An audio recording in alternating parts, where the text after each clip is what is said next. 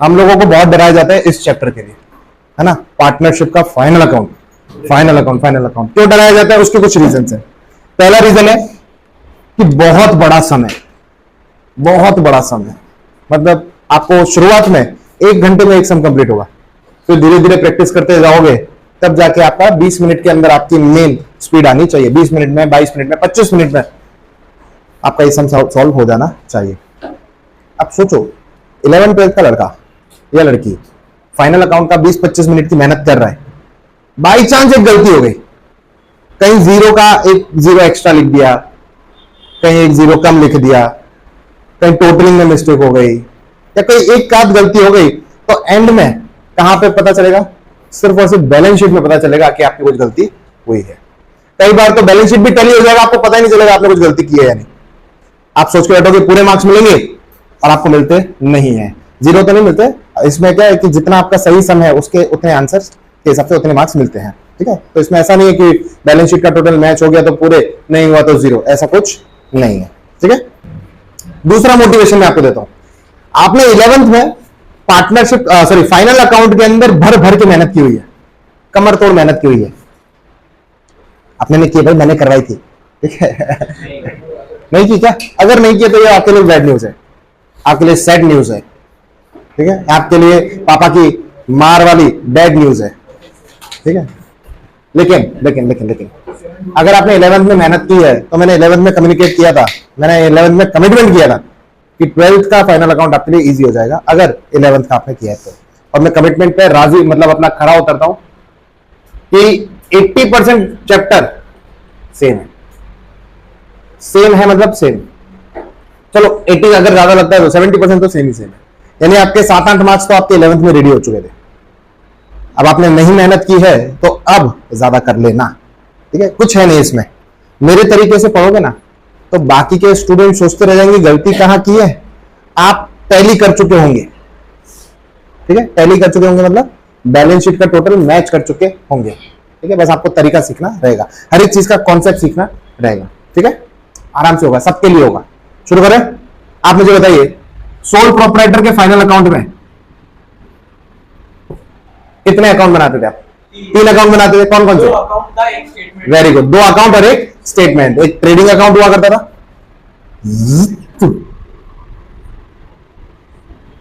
Trading account, एक profit and loss account जिसको हम प्यार से P&L अकाउंट बोलते हैं, और एक होता था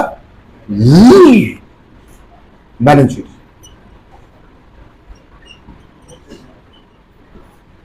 डन। ये 3 चीज हम लोग सीख चुके हैं। 12th में भी ये 3 तो आएंगे आएंगे, और 99% सेम रहेंगे जैसा आपने 11th में सीखा है। इसमें तो ज्यादा कुछ चेंजेस है भी नहीं, सिर्फ चेंजेस कहां पर है कि भाई 2 एडिशनल अकाउंट आपके पास आ रहे हैं आपको प्रिपेयर करने के लिए, जिसमें से एक का नाम 11th में पढ़ चुके हो, नाम है profit and loss appropriation account.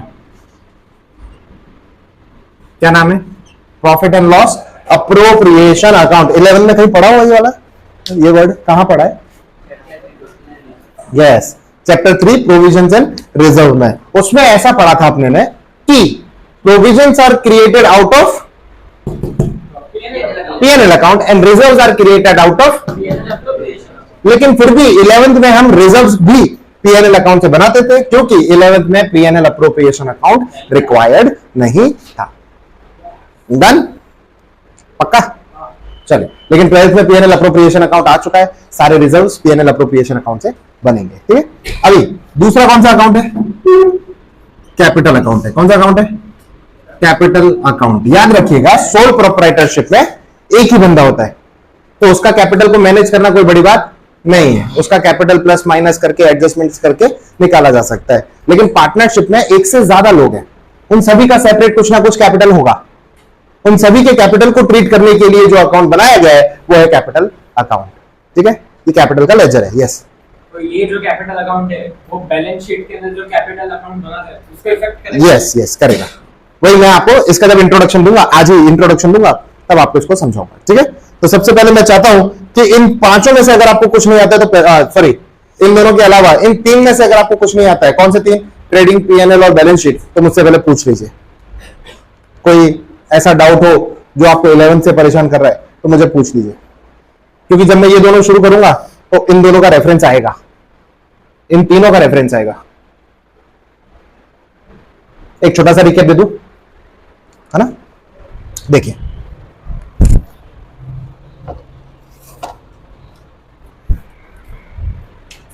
Trading account, छोटा सा अकाउंट बनाते थे हम, प्यारा सा, नन्ना सा, मुन्ना सा। डेबिट साइड पर एक्सपेंसेस, क्रेडिट साइड पर इनकम। एक्सपेंसेस में हम दो टाइप की कैटेगरी के एक्सपेंसेस लेते थे, एक्सपेंसेस ऑफ गुड्स, है ना, परचेज ऑफ रॉ मटेरियल्स भी बोलते हैं जिसको, फिर एक्सपेंसेस ऑन मैन्युफैक्चरिंग, मैन्युफैक्चरिंग वो जो वेजेस मैन्युफैक्चरिंग का एक्सपेंस है, fuel of factory manufacturing, factory की बिल्डिंग का डेप्रिसिएशन मैन्युफैक्चरिंग, कैरेज इनवर्ड वो एक्सपेंस ऑफ परचेज हो गया, कैरेज इनवर्ड यार, महाजन लागो, ऑक्ट्रॉय, ये जितने अजीब अजीब तोलाई अजीब अजीब नाम है जितने भी, वो सारे किस में जा रहे थे? ट्रेडिंग अकाउंट के डेबिट साइड पे एक्सपेंस। ठीक है, क्रेडिट साइड पर एक ही इनकम आती थी बेचारी सी, सेल्स, है ना, इसे बोलते हैं income from operations, main income है ये आपकी, रेवेन्यू इनकम। ठीक है, आगे एक चीज आपने देखते थे, ओपनिंग स्टॉक डेबिट साइड पर, क्लोजिंग स्टॉक क्रेडिट साइड पर। क्यों करते थे, उसका लॉजिक क्या है? पता है तुमको? तुम सोचो, ओपनिंग स्टॉक कोई एक्सपेंस नहीं है, क्लोजिंग स्टॉक कोई इनकम नहीं है, फिर भी आप ट्रेडिंग अकाउंट में उसको डेबिट और क्रेडिट साइड पे क्यों लिखते हो? पर इसका पीछे का कॉन्सेप्ट क्यों, ये बीडीसीडी का पॉइंट ही क्यों आया, समझना। एक एग्जांपल देता हूं, तुमको बहुत प्यारे से समझ में आएगा। सही है तेरा पॉइंट, लेकिन मैं तुमको एक एग्जांपल देता हूं। मैं तुम्हें ऐसा बोलता हूं कि तुम्हारे पास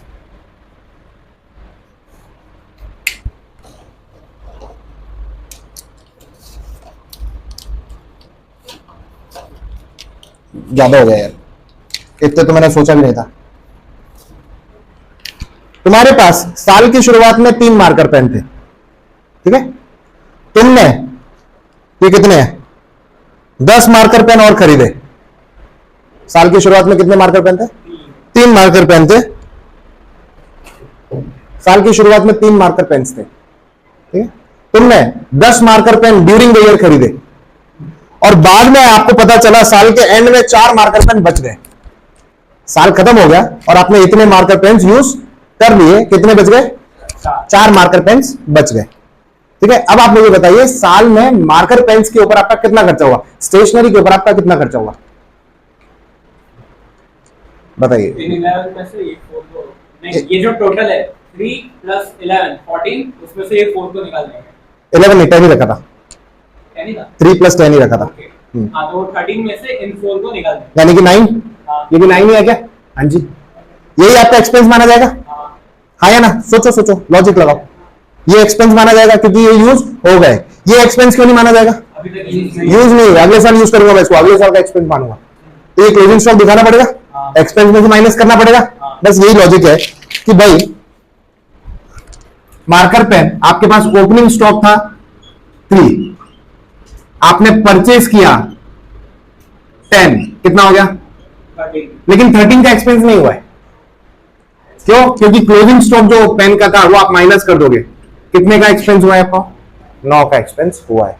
इसी 9 पर आने के लिए ये करते हैं ओपनिंग स्टॉक ऑफ गुड्स, उसमें प्लस करते हो परचेज ऑफ गुड्स, और उसमें से माइनस करने के लिए ऑपोजिट साइड लिखते हो क्लोजिंग स्टॉक ऑफ गुड्स। समझ में आया? पक्का? इसीलिए ये फाइनली ये यहां पर आने के लिए ओपनिंग और क्लोजिंग स्टॉक का तरीका इस तरीके से किया जाता है, ओपनिंग और क्लोजिंग स्टॉक का रिकॉर्डिंग इस तरीके से किया जाता है। डन? पक्का? ट्रेडिंग अकाउंट से आपको क्या मिलता है? ग्रॉस प्रॉफिट या फिर gross loss? Loss loss gross loss. ये बैठे बैठे लगा देना। हरा वाला कहां गया? हरा वाला यहाँ पे जेब में 15 मार्कर है मेरे पास, पैसे ही पैसा भाई। चलिए ट्रेडिंग अकाउंट से देखते देखते जाना। ट्रेडिंग अकाउंट से या तो आपको ग्रॉस लॉस मिलेगा या फिर आपको ग्रॉस प्रॉफिट मिलेगा। चलो नेक्स्ट क्वेश्चन यही है,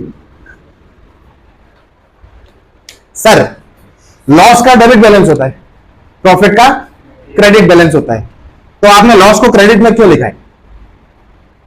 ये असली जगह वहाँ पे नहीं, वो नीचे पीएनएल में Yes. ट्रांसफर। ये बैलेंसिंग फिगर है, क्लोजिंग बैलेंस है, इसीलिए क्लोजिंग बैलेंसेस हमेशा ऑपोजिट साइड पे दिखते हैं, है ना। ये डेबिट बैलेंस है जो कि क्रेडिट साइड पर दिख रहा है, बैलेंसिंग फिगर है इसीलिए, ठीक है। जैसे ही इसको मैं ट्रांसफर करूंगा पीएनएल अकाउंट में, ये किधर दिखने लगेगा, डेबिट साइड पर दिखने लगेगा। क्या लिखेंगे वो सब मैं आपको बताऊंगा, ग्रॉस लॉस में लिखेंगे, इसकी जगह कुछ और लिखेंगे, वो सम करते टाइम मैं सिखाऊंगा, ठीक है। नया नाम नहीं है, 11th वाला ही है, लेकिन ग्रॉस लॉस में लिखते हैं ना, वो ट्रेडिंग अकाउंट में पीएनएल अकाउंट लिखते हैं, पीएनएल में ट्रेडिंग अकाउंट लिखते हैं, वो सब मैं सिखाऊंगा, ठीक। आगे देखें, पक्का ग्रॉस प्रॉफिट होगा तो शुरुआत यहां पे ग्रॉस प्रॉफिट से होंगी। अब पीएनएल अकाउंट में अगेन डेबिट साइड पर एक्सपेंसेस और क्रेडिट साइड पर इनकम होंगी।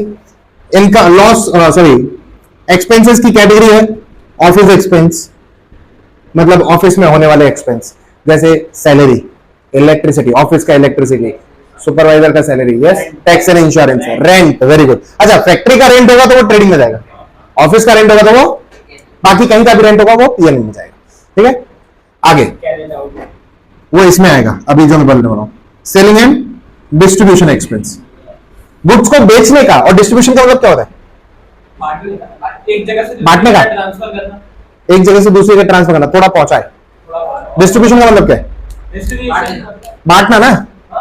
तो हम गुड्स प्रोड्यूस करेंगे और फिर लोगों को बांट देंगे, आओ आओ लेके जाओ, ऐसा नहीं। पैसे लेंगे और डिस्ट्रीब्यूशन का मतलब है कि आपने गुड्स प्रोड्यूस कर लिया, अब फाइनल गुड्स आपके पास है, फाइनल गुड्स को आप एंड कंज्यूमर तक पहुंचाना चाहते हो, ठीक है। तो उसके लिए अलग अलग तरीके अपनाओगे, जिसे बोलते हैं डिस्ट्रीब्यूशन चैनल।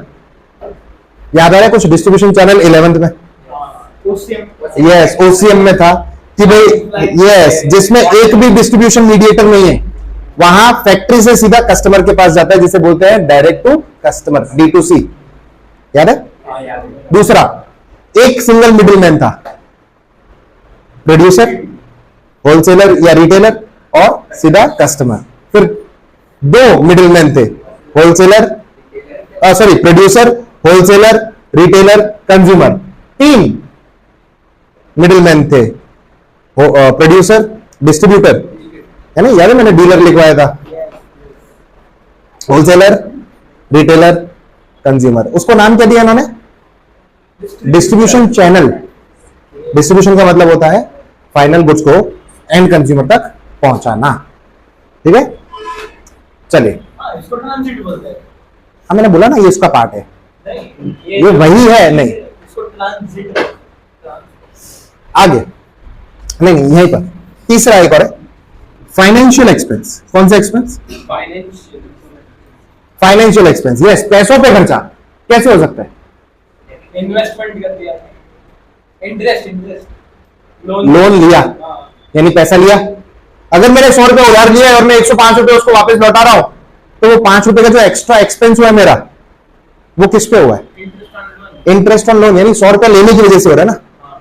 तो ऐसे पैसे पे जो खर्चे होते हैं ना, उसे बोलते हैं फाइनेंशियल एक्सपेंस, यानी कि all interest are included in financial expenses. Point है, इंश्योरेंस प्रीमियम भी इसमें आना चाहिए। तो खैर, इसके अलावा एक बैंक चार्जेस वगैरह जितने भी होते हैं ना, बैंक के जितने भी चार्जेस हैं, वो भी फाइनेंशियल एक्सपेंस हुआ, क्योंकि आपका पैसा वो लोग मैनेज करें, पैसे पे खर्चा है। फिर बाकी सब कुछ आपको जो भी आता है वो किस में चला जाएगा, अदर्स की कैटेगरी में। डिस्काउंट अलाउड सेलिंग एक्सपेंस है, टैक्स भी जाएगा ना, टैक्स किसमें, इनकम टैक्स ना, इनकम टैक्स तो ड्राइंग होगा, डेप्रिसिएशन ऑफ बैड डेट, ये सब इसमें जाएगा अदर्स में। कंपनी टैक्स, लोसा याद है, लोसा अदर्स में, ठीक है। सब कुछ जो तुम्हें नहीं समझना है वो अदर्स में। यहां पे इनकम साइड में एक ही चेबिडू अदर, ठीक है। सेल से आपकी जो मेन इनकम होती है वो मेन इनकम, और बाकी other income, brokerage received, commission received, interest received, discount received, अलाना रिसीव्ड, फलाना रिसीव्ड, ढिकाना रिसीव्ड। हंस रहा है, हमारे में होता है क्या। बैलेंस शीट में देख लेते हैं, 5 मेन चीजें होती है बैलेंस शीट में, क्या क्या। एक तो कैपिटल, कैपिटल पूरी इंटरनल लायबिलिटी को रिप्रेजेंट कर रहा है यहाँ पे। फिर non current liability, current liability, non current assets and done. पहले इतना लिख लीजिए, फिर मैं सब कुछ मिटा के अप्रोप्रिएशन अकाउंट और कैपिटल अकाउंट को अच्छे से एक्सप्लेन करूंगा। बात करते हैं एक नए अकाउंट की, profit and loss appropriation account. ठीक है, क्या है ये लास्ट में क्या लिखा हुआ है? मतलब हमें बनाना पड़ेगा एक लेजर। ठीक है, डेट की जरूरत नहीं होगी। पेज के दो साइड्स होंगे,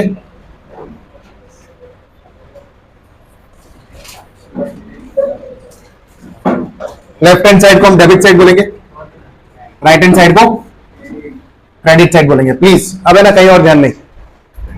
अब तक जो पढ़ा था वो आपको आता था, अब जो पढ़ेंगे वो नहीं आता। अमीर वाला रास्ता, गरीब वाला रास्ता, दोनों समझाऊंगा। ठीक है,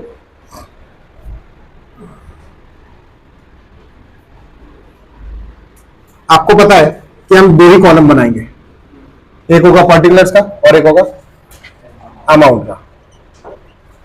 पर्टिकुलर्स, अमाउंट, रुपीस का सिंबल, पर्टिकुलर और अमाउंट, रुपीस का सिंबल। हेडिंग भी अलग होती है, हेडिंग भी पूरी होती है, profit and loss appropriation account of फलाना फलाना दिखाना, for the year ended of फलाना फलाना दिखाना। ठीक है, चलिए ये आपका होगा लेजर। इसमें डेबिट साइड पर एक्सपेंसेस और क्रेडिट साइड पर इनकम। पहला पॉइंट क्लियर हुआ। डेबिट साइड पर क्या होगा और क्रेडिट साइड पर, गरीब वाला रास्ते से समझिए। पहले हमें सारे एक्सपेंसेस तो हमने ट्रेडिंग और पीएनएल में डाल दिए, तो बचा क्या? ऐसे एक्सपेंसेस बच गए जो हमें पार्टनर को पे करने हैं। क्या लिखना है? एक्सपेंसेस विच आर पेएबल या फिर पेड। पे और पेएबल और पेड में डिफरेंस क्या है?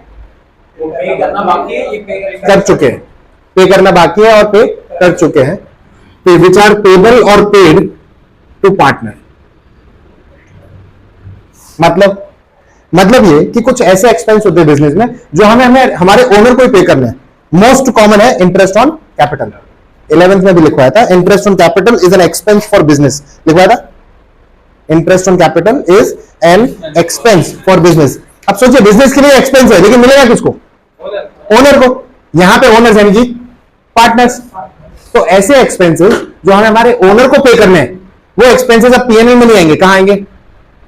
पीएनएल अप्रोप्रिएशन में आएंगे। तो एक एग्जांपल तो आपने देख लिया, इंटरेस्ट ऑन कैपिटल।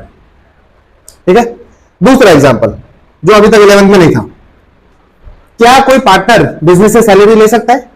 ले सकता है। एज अ मैनेजर भी काम कर मैनेजर बात कर रहा है, एक्स्ट्रा काम कर रहा है, एक्टिव पार्टनर है, वट एवर रीजन, तो वहां से सैलरी ले सकता है, पार्टनरशिप डीड में लिखा हुआ हो तो।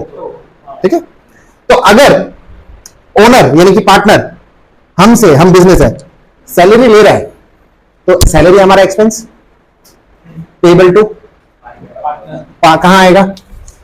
पीएनएल अप्रोप्रिएशन में डेबिट, सैलरी टू पार्टनर। ठीक है, ध्यान रखना सैलरी दो टाइप की दी होंगी क्वेश्चन में। एक नॉर्मल सैलरी लिखा होगा जिसमें और कुछ लिखा होगा नहीं, क्या लिखा होगा? To salary, that's it. तो वो आपकी नॉर्मल सैलरी है, वो कहां जाएगा? प्रॉफिट एंड लॉस अकाउंट में। ठीक है, सैलरी टू पार्टनर, पार्टनर का नाम लिखा होगा, salary to Kalu, salary to Balu, ऐसा लिखा होगा, तो भी आपको क्या करना है?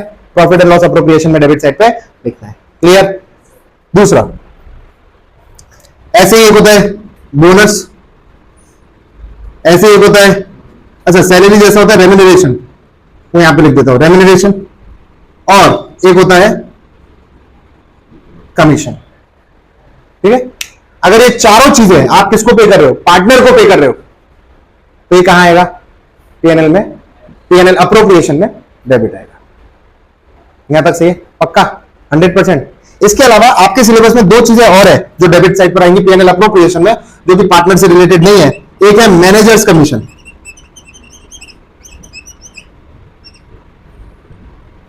क्या है ये? Managers commission. मैनेजर्स कमीशन आपके सिलेबस में देखो, मैनेजर के दो टाइप पे, दो बेसिस पे कमीशन, मैनेजर के दो बेसिस पे कमीशन हो सकते हैं। खैर, मैनेजर के दो बेसिस पे कमीशन हो सकते हैं, एक हो सकता है कमीशन ऑन सेल और दूसरा हो सकता है कमीशन ऑन प्रॉफिट। आपके सिलेबस में है कमीशन ऑन प्रॉफिट, पार्ट 1 का चैप्टर 1 क्या था याद है? उसमें सेकंड क्वेश्चन ये था, calculation of commission of manager, याद आ रहा है? उसमें प्रॉफिट के बेस पे हम क्या करते हैं? Profit before commission, profit after commission, याद है ना? तो वो प्रॉफिट है, तो बेस्ड ऑन प्रॉफिट वाला कमीशन जो होता है वो हमेशा पीएनएल अप्रोप्रिएशन अकाउंट में आता है। हाँ, प्रॉफिट ऑन सेल होता ना, sorry manager commission on sale होता तो पीएनएल अकाउंट में चला जाता। क्यों जाता, वो अमीर वाले रास्ते में आपको लॉजिक पता चलेगा, लेकिन आपके सिलेबस में नहीं है। आपके सिलेबस में क्या है, एक ही कमीशन आएगा मैनेजर का, जो कि आपको कहां लिखना है, अप्रोप्रिएशन में लिखना है। आगे बढ़े, डन। फिर एक चीज आएगी एक और आपके सिलेबस में ही, जनरल रिजर्व। अभी मैंने जब शुरू हुआ था तब मैंने बताया था कि रिजर्व हम आप कहां से बनाएंगे, पीएनएल अप्रोप्रिएशन अकाउंट से बनाएंगे। तो बोला होगा कि जनरल रिजर्व में इतना अमाउंट डालो, यहां से पीएनएल अप्रोप्रिएशन में डेबिट करके जनरल रिजर्व में अपना अमाउंट दे देने का। डन, आगे बढ़ो। डेबिट साइड कंप्लीट हो गया। General reserve expense, general reserve liability है सिर्फ, ठीक है। उसमें जो पैसा आप डालोगे उसको आप एज एन एक्सपेंस ट्रीट करके आपके प्रॉफिट में से माइनस कर देते और रिजर्व में ऐड कर देते, ठीक है, समझा है। तो जनरल रिजर्व का अकाउंट जो पहले बैलेंस शीट में बनता था वही बनेगा, वही बनेगा, यस। ये तो हाँ, उसमें डाला गया जो अमाउंट उसमें आपने डाला ये वो अमाउंट है, यस, वेरी गुड, सब एडजस्टमेंट के अंदर आएगा। अरे क्या बात है, आज ही सारा दिल जीत लेगा क्या आज ही। लॉस लेके जाता हूं। खैर, क्रेडिट साइड पर आते हैं। इनकम में एक ही इनकम आपको ध्यान रखनी है, वो है अदर्स इनकम फ्रॉम रिसीवेबल या रिसीव्ड फ्रॉम पार्टनर, जिसमें एक ही इनकम क्या है, इंटरेस्ट ऑन ड्रॉइंग्स। अभी ना इसमें एक चीज मिसिंग है, वो है करंट अकाउंट का इंटरेस्ट। लेकिन अभी आपको यही नहीं पता करंट अकाउंट क्या होता है, तो आपको अभी मैं वो सिखा सकता नहीं। जैसे ही वो समय आएगा करंट अकाउंट वाला, तब मैं आपको वो भी सिखाऊंगा, समझ में आएगा। बहुत ईजी है, निहायत ईजी है। आप बोलोगे सर सिखाओ भी मत, हम अपने आप एंट्री कर लेंगे, ठीक है। क्या बोल रहा था मैं, करंट अकाउंट। हाँ, करंट अकाउंट अभी आया नहीं है, जब आएगा तब सिखाऊंगा। अभी आपको इतना ही समझ में आएगा। अब इसके बाद आपको क्या याद रखना है कि यहां जैसे ये अपना ट्रेडिंग अकाउंट क्लोज करते थे तो आपको जीपी या जीएल मिलता था, पीएनएल अकाउंट क्लोज करते थे एनपी या फिर एनएल मिलता था। उसी तरीके से पीएनएल अप्रोप्रिएशन अकाउंट भी आपको क्लोज करना है, मतलब डेबिट साइड का टोटल और क्रेडिट साइड का टोटल करके बैलेंसिंग फिगर निकालना है। तब आपको डिविजिबल लॉस या फिर डिविजिबल प्रॉफिट मिलेगा। समझ में आया? हाँ, शुरुआत यहीं से होगी ना, ये नेट लॉस की शुरुआत यहाँ पे होगी, नेट प्रॉफिट की शुरुआत यहाँ पे होगी, हमेशा वैसे ही है, ठीक है। समझ में आया? आगे बढ़ू, बढ़ने से पहले लिख लीजिए वाला। देखिए एक और चीज, बस रुक जाइए अभी, सबका ध्यान इधर। इसमें एक टॉपिक है लोन गिवन बाय पार्टनर, उस पर इंटरेस्ट, मतलब interest on loan by partner. वो एक्सपेंस, इंटरेस्ट का पेमेंट करते हो आप, एक्सपेंस है, किसको पे कर रहे हो, पार्टनर को पे करोगे, तो एक्सपेंस रिलेटेड टू पार्टनर हो गया। फिर भी वो पीएनएल अप्रोप्रिएशन में नहीं आएगा, क्योंकि मैंने टेरिस पे लिखवाया हुआ है कि loan of partner is treated as an external liability. क्या लिखवाया हुआ है, loan of partner is treated as an external liability. Partner ने हमको पैसा दिया है, हमारी लायबिलिटी है, लेकिन इंटरनल नहीं, उसको हमने एक्सटर्नल लायबिलिटी के तरीके से ट्रीट किया है, यानी कि वो बोरोड लोन जैसा हम लोगों ने ट्रीट किया है। उस पर जो इंटरेस्ट पे करेंगे वो पीएनएल अप्रोप्रिएशन अकाउंट में नहीं आएगा, पीएनएल अकाउंट में आएगा। तो लिखिए, एक नीचे नोट लिखिए कि लोन, पूरा सेंटेंस लिखवा रहा हूं, लोन बोरोड बाय, नहीं, लोन बोरोड फ्रॉम आएगा ना, loan borrowed from partner is treated as an external liability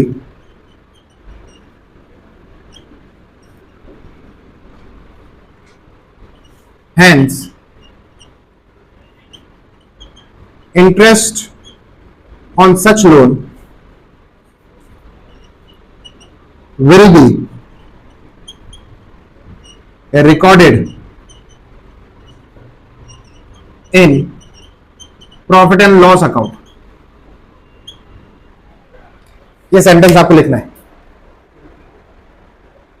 done, पक्का। चलो एक काम करते हैं, इसका अमीर वाला रास्ता, अभी तो टाइम हो गया है, इसका अमीर वाला रास्ता मतलब अमीर वाला तरीका अपने कॉन्सेप्ट अपने नेक्स्ट लेक्चर में करेंगे। क्यों डेबिट जो चीजें हुई वो डेबिट ही क्यों हुई, क्रेडिट जो हुआ है वो क्रेडिट क्यों, यहीं पे क्यों क्रेडिट हुआ, वो अपने सीखेंगे नेक्स्ट लेक्चर में। ठीक है, ये एक्सपेंसेस कहीं और क्यों नहीं आए, उनको अपने सीखेंगे नेक्स्ट लेक्चर में। ठीक है, आगे